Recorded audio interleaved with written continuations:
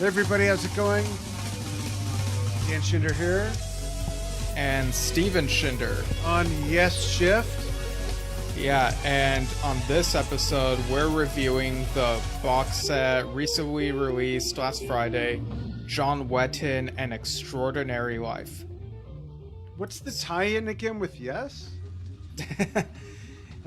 Yeah, I mean, if you've listened to our review a few months ago of the biography, John Wetton, An Extraordinary Life, same title, because, that Asia song just became such a huge part of the John Wetton mythology. And yeah, there were like some Yes personnel on there, and there are even tracks here and there on this set that feature Yes members, past and present. So Yeah, and we'll get to that. Yeah. yeah, and a lot of other great musicians, just to name a few.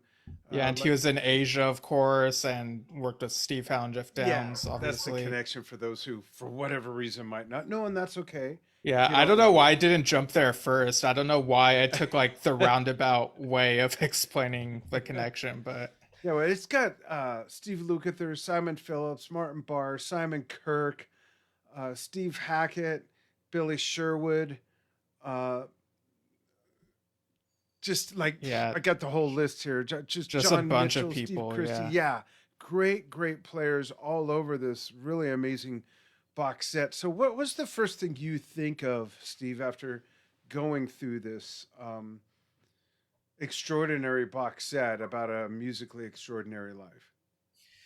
Well, something that I realized, as I was listening through this is that there were sort of gaps in my John Wetton knowledge, I guess you could say. I was introduced to him through Asia, thanks to you, and then through that I explored King Crimson and later like UK and some other things, Icon, but his solo albums, and this includes the 6 solo albums and 2 bonus discs. Um, I'm not sure that I've ever listened to his solo albums from beginning to end. Maybe some of the songs on shuffle, because some of the songs sounded familiar to me. But yeah, it was kind of a little eye opener, because especially the first one, Caught in the Crossfire, that came out in 1980, and that felt to my ears like it was a bridge between UK and Asia. You could tell that because we'd heard that John Wetton was one of the UK members who wanted to go in a more commercial direction, and you can tell that he's kind of going that route on Caught in the Crossfire, but that he hasn't quite reached Asia. Like, it feels very raw in a way, like that first solo album. What was your reaction to that one? Yeah, to that, the same thing.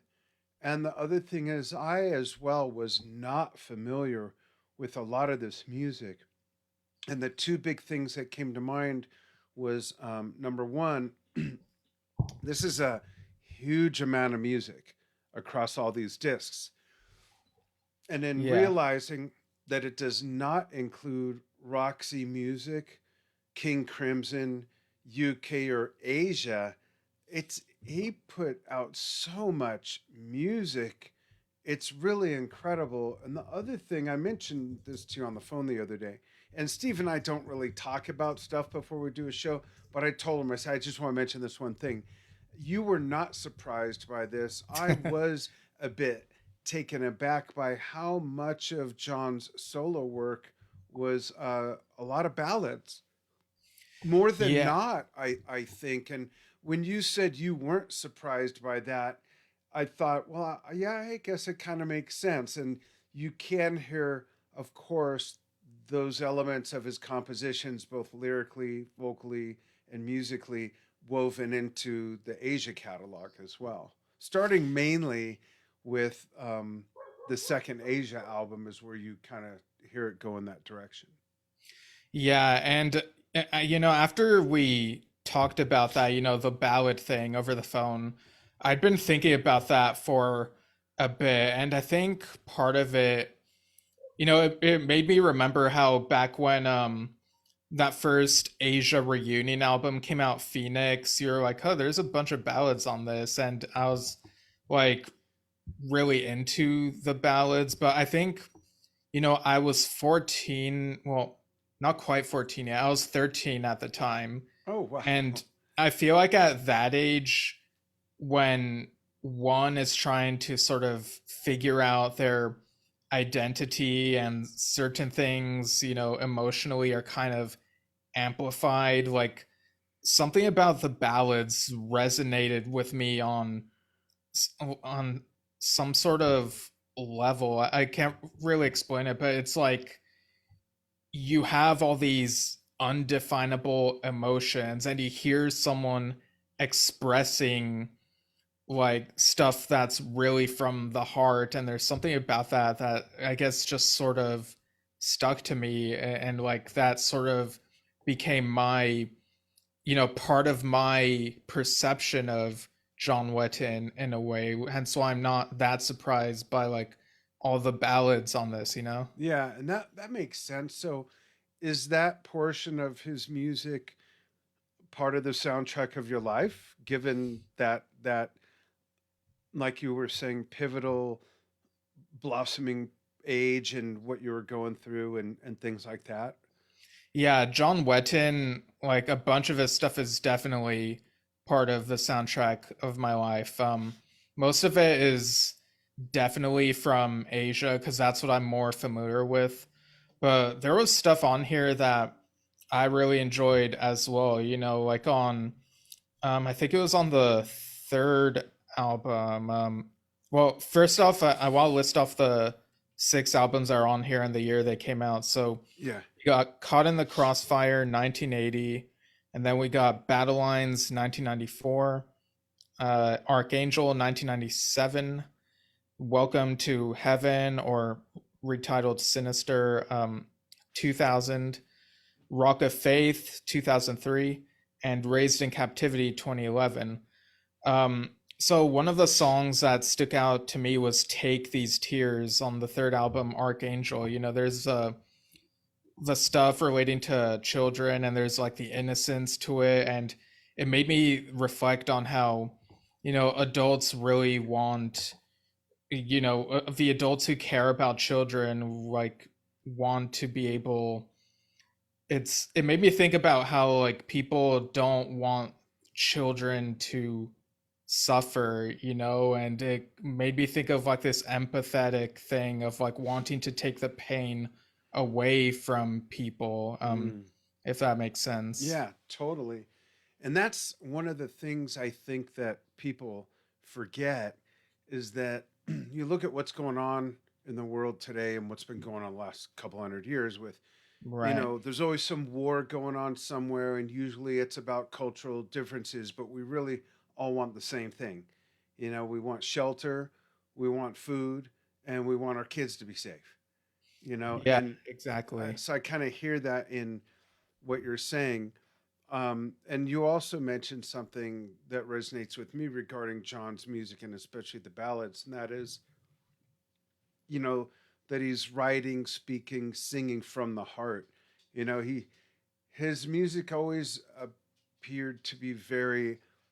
I could tell, like I'm pretty sure he was a romantic in a Yeah, oh lot of yeah, ways, definitely, right? In a yeah. very deep way. And he was gifted with the most amazing ways to express that, musically, and just such a wonderful, recognizable voice that was so suited for his material. Like he really had himself figured out musically, I think. Even though he did so many different things over the decades.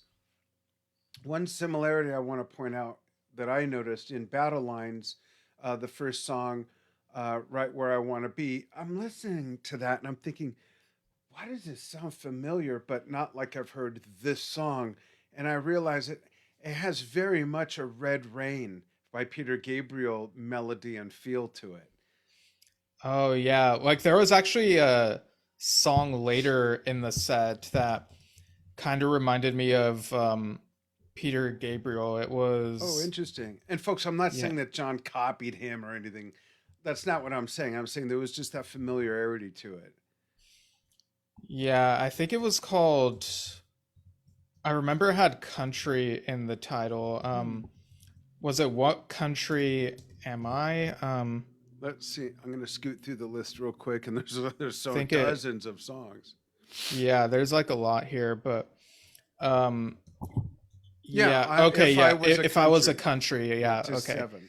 Yeah, so different wording, but same sentiment. Yeah. So that was on the first bonus disc. And there are some sounds on there that sound like they are influenced by like faraway places. And associate some of that with some of the experimentation that Peter Gabriel has done Mm, on his some of his music, you know? interesting. Yeah. And a couple other Sorry, things about folks. I'm the yawning. I've been up for like 30 years or whatever. yeah, it's been a long day. It has, yes, for Steve and I both. Yeah. Yeah, but also regarding the bonus stuff, I should say that most of these solo albums each include like bonus tracks that were included on later releases. Yeah. I think there's only one that didn't have bonus tracks at a certain point, but disc 7 and 8 have bonus material. It's like rarities and um, They like are arc all bonus material, basically, right? yeah, Yeah. and it's like yeah, archival stuff and Yeah.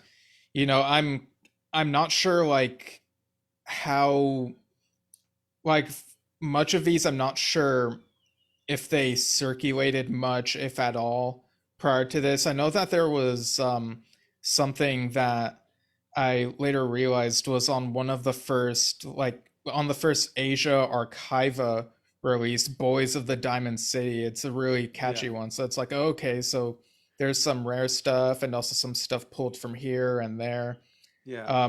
And Daya 1986, I believe that's an early version of like as soon as I heard it and saw the title, I was like, okay, this is an early version of the track that appeared on the Asia Phoenix album in 2008. So, um, and there was also one where, ultimate emotion and in parentheses it says unfinished idea. Like I was listening to it and then enjoying it, and then it ended abruptly, and I was like, oh, I want to hear the rest of it. But of course, I did see that said unfinished idea in the title. So That's right.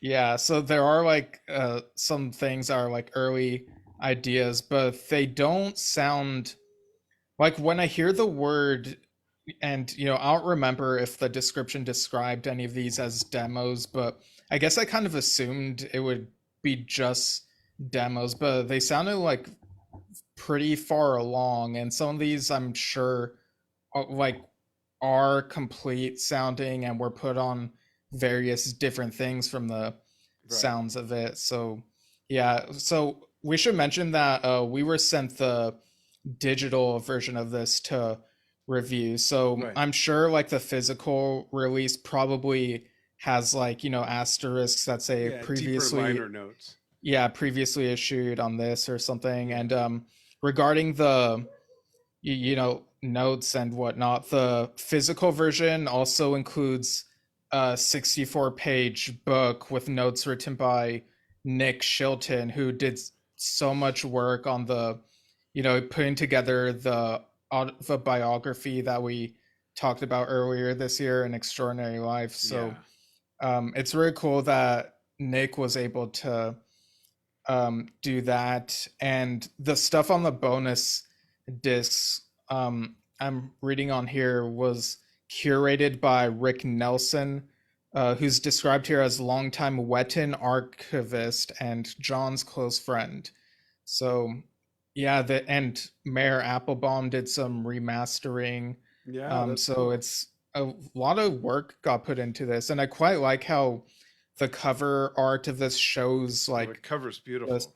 yeah, the multiple album covers. It's really cool. Yeah. One thing I wanted to point out um, is you mentioned that, the first disc, pre Asia, bridging UK to Asia, it's definitely clear there.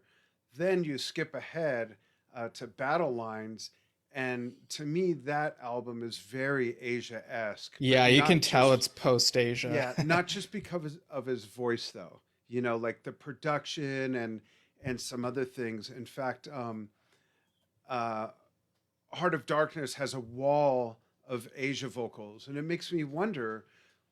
On that first Asia album, we get that, and I wonder now, after hearing this, was that more John's idea or producer Mike Stone's? Or if it was Mike Stone's, I guess John adopted that to the later album. I Mhm. just find that an interesting, who knows kind of a thing.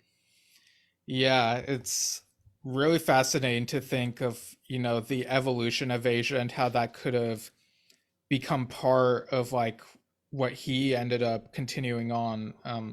Yes. Funnily enough, I think earlier this week, our friend Stephen Lamb, whom we interviewed a few weeks ago about his book, Yes, Every Album, Every Song, Mm-hmm. his article where he interviewed Trevor Rabin, Rabin reminisced about when he was, working with Geffen, and apparently they tried to get him to work with John Wetton on something just prior to Asia, but it didn't come together. And then Trevor Rabin was invited to perform with what became the original Asia lineup. But before they, it was the four who would go on. So he was invited to play with them, and he thought, well, I'm good friends. I get along with John and Carl, so why not? But he didn't like mesh with them. He didn't really feel like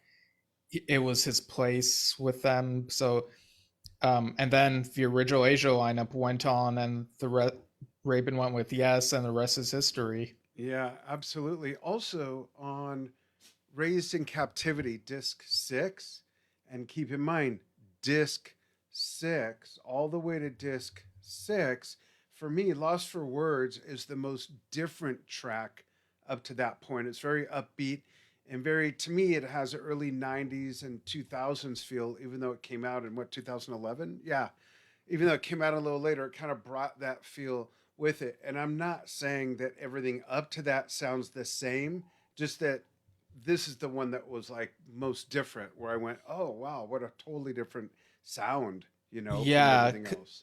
yeah, because going through those solo albums, I feel like, the first one feels like its own sort of raw commercial rock type thing. Yeah. And then the discs 2 through 5 get a bit more bombastic and whatnot. And then Raised in Captivity feels a bit more laid back in its tone to me. And Billy Sherwood is involved in that album as well. And whenever I think of stuff he's involved in, I tend to think of a certain sound, but this was kind of different from what I'd Yeah. expect from that type of collaboration. And it was a really fascinating, like, listen through. Yeah, yeah, that's a good point. The other thing I've found interesting about this large assortment of music is usually when you listen to an artist that you know from other bands or a band, you can hear like, oh, there's traces of that band he was in. Oh, there's traces of that band she was in. In this, while there's some traces of Asia, you don't hear like, oh, I hear King Crimson there. Oh, that's UK. Or there's some Roxy music. Oh, there's Right. UK, the Terry Bozzio version. I don't hear that. Instead, I hear, oh, now I really hear John's influence on Asia, and Yeah. everything about all this is all him, which I really think is unique. You don't always hear it that way when you listen to a catalog of solo albums by one artist that you know from other bands. I think, anyways. Yeah. And we also get a little bit of his, like, what he likes listening to. Because I think in the biography, one of the anecdotes was about, oh, surprisingly he liked the The Beach Beast. Boys, and here we get him singing God Only Knows. Right, my um McAfee pops up. yeah. Yeah, It's no, all that's good. interesting. And I just realized something. Yeah, This just came out, right? Yeah, last Friday is pretty So big release day we for probably multiple should have things. said there's a lot of spoilers here, being that it's so new and not a lot of Well, people probably have it. I mean, hopefully it's selling really well, but you yeah, know what I mean. well, I mean, it includes albums and material that have been around for a while, and I'm sure like lots of John Wetton super fans have heard some of Yeah, this, but I think for people like us who aren't as super familiar with this side of his career, it's again, it's this thing we keep saying. It's a nice gateway and a nice yeah, window into like this other side of the Rubik's cube, I guess you could yeah, say. yeah, absolutely. Was there anything on here that surprised you? Um, well, apart from the stuff I mentioned, I think I'm probably surprised by how familiar some of the songs sounded to me. And it kind of put me in a place where I'm like, okay, I'm not sure if I've listened to this or if it's just a familiar vibe. And I'm sort of questioning it, but I'm trying not to overthink it because I'm just really enjoying Yeah, this song. I had that Uh, same experience yeah, actually. like there's some really cool songs on here. Like Another Twist of the Knife is another one. The Um, production's great throughout yeah. the whole, which I think says a lot, being that the span of time from, we're talking 1980 all the way to into the well into the 2000s. So Yeah, one of the songs is even I guess was familiar to me because it had been worked on for Icon, the Jeff Downes John Wetton collaboration. yeah, Um and since we are like a Yes focused podcast, I guess we could go into some of the personnel on Raised in Captivity. We already mentioned Billy Sherwood, who did production and also guitars, drums, and percussion. Jeff Downes keyboards on Goodbye Elsinore and Steffi's Ring. And funny enough, this contains both Tony Kaye and Eddie Jobson, yeah. um, respectively. Kaye was on Human Condition and Don't Misunderstand Me, and Jobson was on The Devil and the Opera House. So it's kind of funny that they were both in Yes I was in just gonna say, could like, this have been called a yeah. Yes album? I mean, And no. okay. But yeah, I just thought that was funny that they were in Yes, like in that 90125 slash post 90125 time period. Yeah, Obviously, Eddie was very brief, and they didn't get to like really do any release or tour with him. But yeah, like this apart from maybe some sort of prog compilation. I feel like this might be the only thing that has both of them on oh, there, like this particular album, Raised in Captivity. all three if you include Downs. Oh yeah, probably, That's like yeah. three of the 14 keyboardists of Yes or whatever. Yeah. Well, So many Billy Sherwood keyboardists. Oh too yeah, is Billy a played keys on keyboardist. Open Your Eyes. Yeah, yeah. There you go. Yeah. Wow, that's interesting. Yeah, definitely. And we But have yeah, and heard John Wetton do Roundabout. yeah, that was when Asia were like each member on their reunion tour of Yeah, the first one anyway, like they each did something from their their own catalog. catalog. Yeah. Yeah. There are also a few like, well, maybe more than a few, but really cool instrumental tracks that give this very ethereal feel, and you can see that that's a common thing when John Wetton works with those They types sound of like tracks. movie scores, especially what is that one that was at the beginning? I'm looking at the list here. There's one that was at the beginning of, Was it the one that started Rock of Faith, maybe, yeah, or maybe that the one before that that? was But very cinematic sounding. And I kept waiting for the song to like the rest of the band to kick in. And it was when I realized that's what it was, I thought, wow, what a gorgeous piece of music that was. yeah, I mean, it does basically feel like you're sort out of this world and in a different sort of plane of existence. To like describe that in very Yeah. colorful language, I guess you could say. Given the breadth of material that this thing has, I think the only thing you could possibly follow this up with would be a collection of unseen or rare and otherwise curated and compiled videos of Mm. John performing all throughout his career from Roxy Music, King Crimson, UK, Asia, and some solo stuff and guesting. That would be so great to have. Yeah, I guess that partially answers what I was gonna ask you in a moment, but Oh, yeah. So the description also says first in an ongoing series of box sets celebrating the life and times of this incredible musician.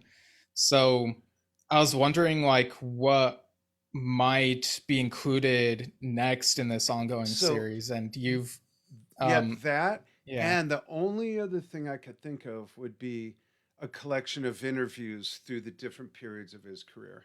Oh yeah, that would be cool. Yeah, And that'd be really neat. yeah, and looking through his discography, like he has a lot of live albums, so I wouldn't be surprised if those are like the next thing that they That'd tackle. be You cool too. could probably make like two box sets out of those if what I'm Yeah. looking at is accurate. But yeah, so it's cool to hear that this is like the beginning and like it already covers a bunch of stuff in his career, and it's very exciting. I'd love to see Um, like behind the scenes stuff on tour with him and with Asia, King Crimson, whatever, things like that. In fact, I yeah. wonder if he's featured at all in that King Crimson documentary. We haven't seen that yet.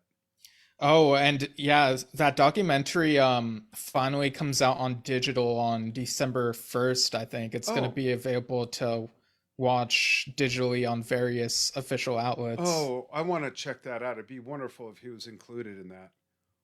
How could he Yeah, not be? like I mean, yeah, I mean I'm sure they'll like talk about him and maybe include archival footage and yeah. like lots of people have already seen it, so like we probably sound like we don't know what we're talking about because like we're so late to the party even though we've been saying oh we gotta watch this or gotta watch this. Well, Yeah, we're have finally you gonna ever be able heard to. Heat of the Moment? He sings that.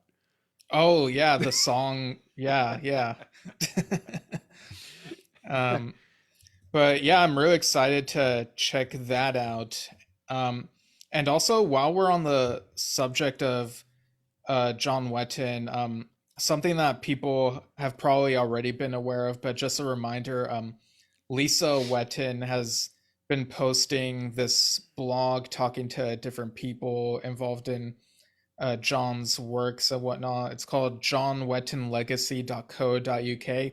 And she recently interviewed Roger Dean, and Yeah. there's some really cool nuggets in there. Like an idea he had for Astra, for example, was that he thought that instead of a title, maybe it could have had the Roger thought that maybe it could have had the I Ching symbol instead, and The it's what like, huh, symbol? that's What's the I Ching symbol.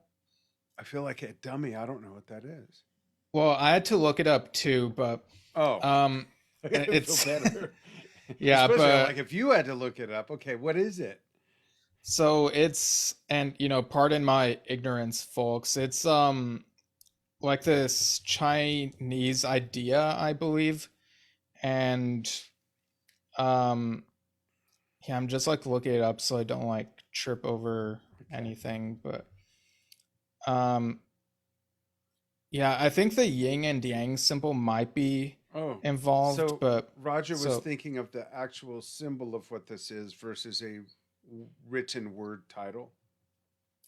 maybe that's what it sounded Yeah, like, but interesting. yeah, I mean, people can correct me if I'm wrong, but yeah, but it's an interesting blog post. People should check that out. Interesting. There's some really cool, and talking about, again, he relays the what certain people like at the record company thought of the Asia logo, how it's illegible, and it's so wild to think about for us because it's like we know what it says, like we know it says Asia, like it's so wild to think of it as being illegible. Yeah.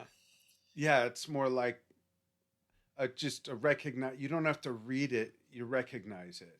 Just like the Yes logo, the bubble logo. Yeah. Yeah, So yeah, that was a really cool post and full of some very interesting bits of history.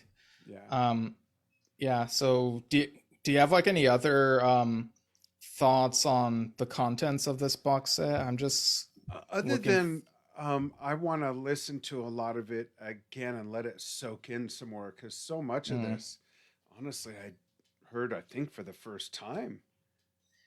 yeah. Also, I thought it was funny how Raised in Captivity, the final track is called Face to Face. I kind of wonder if Billy was like, "Oh, here we go again," you know? Wow, that's happened with so many songs. Yeah. Yeah, funny. I just think it's great. And again, I want to show the album cover again. They really did a great job with this. That just Yeah, they looks did. fantastic. Like it's very striking. Like it's got like blue lightning on it or something, right? Yeah, Like in the and he background. looks great. Yeah, and there's a like a dove. It's really Hmm. cool. Like they did a great job like Yeah, with how everything looks on there. absolutely. Yeah, so people can find this box set on Cherry Red Records, and I believe it's also on Burning Shed, if I'm not mistaken. Yeah, But yeah, if I'll include the link in the description and whatnot, and people can check that out. It's like this music is so good. It really, it's John. It really illustrates him very well, and his yeah, contributions to I guess you could say our collective soundtrack to our lives, you know? yeah, yeah. In many ways, through many different iterations of the things he's contributed to. Yeah, very cool, folks. We hope you check it out and enjoy it. I hope that our review has given you some insight and inspiration to go get it and check it out. It's a wonderful representation of John's work outside of the many brilliant bands he was part of, and now you see where that brilliance comes from on his own. Just a tremendous songwriter, lyricist, singer, composer, player. It's just such an amazingly well-rounded musician he was.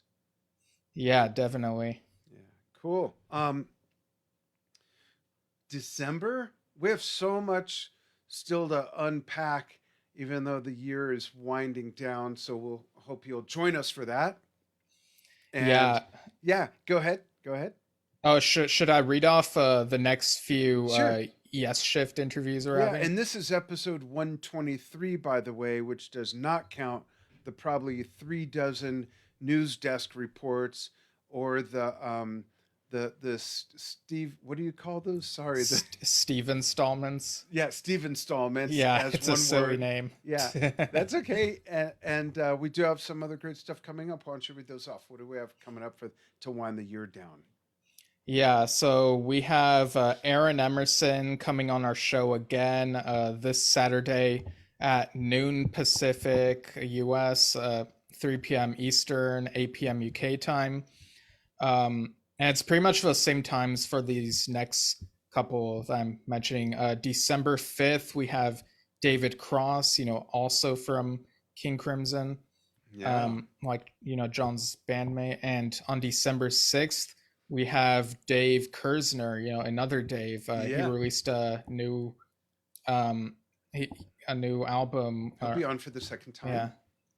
yeah. Another So great musician. Fun interview last time. This should be fun.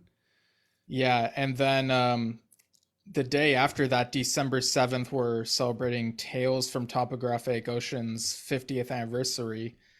The Um, dance mix. the dance mix. I'm so And we excited dance about from that. the ocean. That's right. And I will do a. Is it on the schedule that I'm going to do a Yeah, Film so Talk right now TV? we have 10 a.m. Pacific that day. We're thinking of doing the Drum Talk TV vlog where you'll play drums to some of A that. bunch And of it, some of my favorite passages and whatnot, and talk about the album and what it means to me. I still have the original version of when it came out. I still have that actual vinyl gatefold. yeah, and then the discussion of the album on the S Shift will be at noon Pacific that day.